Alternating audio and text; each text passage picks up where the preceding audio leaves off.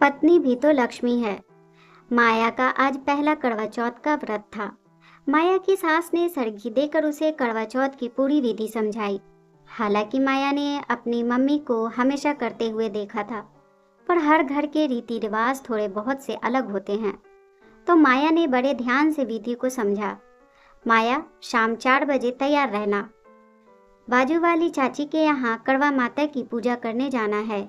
वहां से आने के बाद हम चांद का इंतजार करेंगे और फिर होगी तुम्हारी पहली करवा चौथ की पूजा।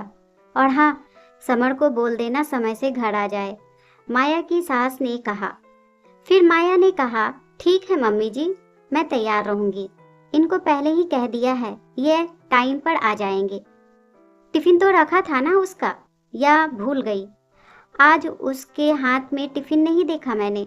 सुबह नाश्ता भी नहीं किया। मम्मी जी, मैंने नाश्ता लगाया था उनका, पर वो बोले कि ज़रूरी मीटिंग में जाना है, तो जल्दी जल्दी में टिफिन भी छोड़ गए और नाश्ता भी नहीं किया। कहीं लल्ला ने तो व्रत नहीं रख लिया? औरतों की चीज़ें औरतों पर ही अच्छी लगती है। माया को थोड़ा अजीब सा लगा, पर फिर सोचा, हाँ सही तो है, करवा चौथ तो औरतों का व्रत है, वही रखती हैं, मर्द थोड़ी करते हैं ये सब। और खुशकिस्मत होगी वो जिनके पति अपनी पत्नी के लिए दिन भर भूखे रहकर उसकी लंबी आयु के लिए दुआ करे। खैर, शाम हो गई। माया और उसकी सास पूजा करके आ चुकी थी। समर भी आ चुका था। कमरे में समर ने माया को अपनी बाहों में पकड़ते हुए कहा, तो भाई, अब मैं 100 साल जीने वाला हूँ। मेरी बीवी ने आज मेरे लिए भूखे प्यासे रहकर व्रत किया है, तो ईश्वर इतना तो कर ही सकते हैं तुम्हारे लिए। पर कुछ भी कहो, आज बड़ी चमक है तुम्हारे चेहरे पर। भूखे रहने के बाद भी नजर ना लगे मेरी जान को मेरी। पर मन ही मन माया सोच रही थी कि कभी उपवास नहीं रखा, फिर तो ये निर्जला व्रत है। कब चांद आए और व्रत खोलूं। भूख से हाल बेहाल था। और आप क्या जाने जी, भूखे प्यासे क्या हाल होता है। हम औरतों का खैर, उलझन की हालात खत्म हुई और चांद बिना देर किए आसमान पे अपनी रोशनी बिखेरने लगा। माया और उसकी सास छत पर अपने अपने पतियों के साथ पहुंची और पूजा करने लगी। छलनी से देख माया ने अपने पति की आरती उतारी और आशीर्वाद लिया। समर उसे बहुत ध्यान से पूजा करते हुए देख रहा था। पूजा खत्म हुई और व्रत खोलने की घड़ी आई। चलो जी, जल्दी पानी पिला दो, माया ने पानी से भरा गिलास समर को देते हुए कहा। अरे भाई, पूजा कहाँ खत्म हुई है, अभी मैंने तो की नहीं तुम्हारी। मैं भी तो अपनी पत्नी की लंबी उम्र की दुआ करूं। अरे लल्ला, तेरा दिमाग तो ठीक है, तू क्यों करेगा बहू की पूजा? माया की सास ने आंखें दिखाते हुए समर को देखा। क्यों माँ, मैंने भी तो व्रत रखा है अपनी बीवी के लिए। जब वो मेरी लंबी आयु के लिए भूखे प्यासे रहकर मेरे लिए व्रत रख सकती है, तो मैं क्यों नहीं? मैं अकेला जी की क्या करूँगा? माँ, जब मेरी पत्नी मेरे साथ नहीं होगी, उसे भी तो मेरे साथ मेरे लिए जीना होगा ना। माँ, क्या पापा नहीं चाहते कि आप उनके साथ हमेशा रहें? तो अगर मैंने चाहा तो क्या गलत किया?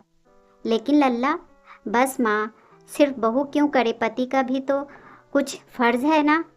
माँ, माया की सास चुपचाप अपने बेटे को अपनी बहू की आरती उतारते देख रही थी। समर ने पूरे मन से माया की आरती उतारी और ईश्वर से उसकी सलामती, खुशी और लंबी उम्र की दुआ मांगी। माया आंखों में आंसू लिए समर को देख रही थी।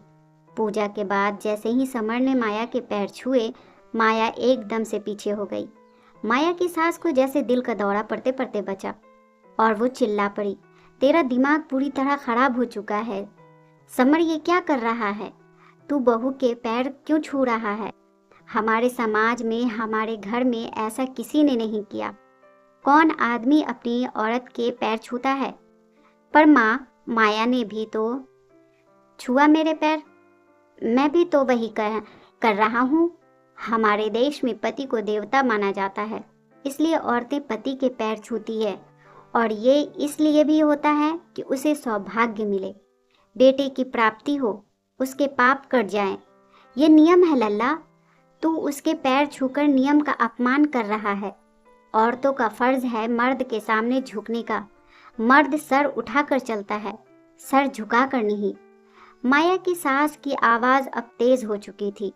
गुस्सा साफ दिख रहा था माँ ठीक कहती हो तुम कि हम पति देवता हैं, तो पत्नी को भी तो लक्ष्मी का दर्जा मिला है।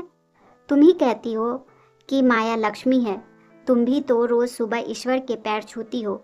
लक्ष्मी जी के पैर मेरे घर में तो साक्षात लक्ष्मी का निवास है, तो मैं माया के पैर क्यों नहीं छू सकता।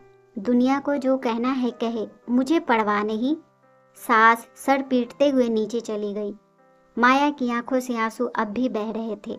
उसने कुछ कहना चाहा, पर समर ने अपने हाथ उसके होठों पर रख दिए।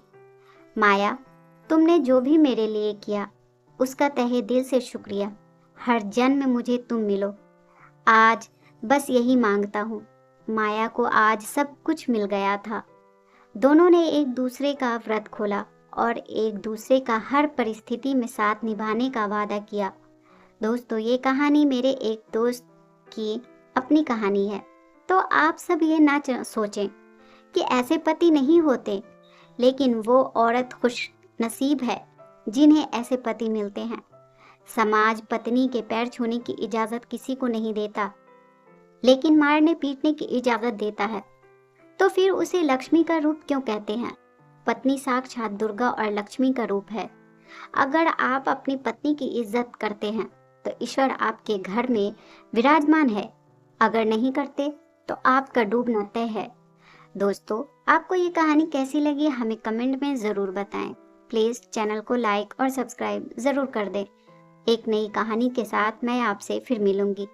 इस कहानी को सुनने के लिए आपका बहुत बहुत धन्यवाद।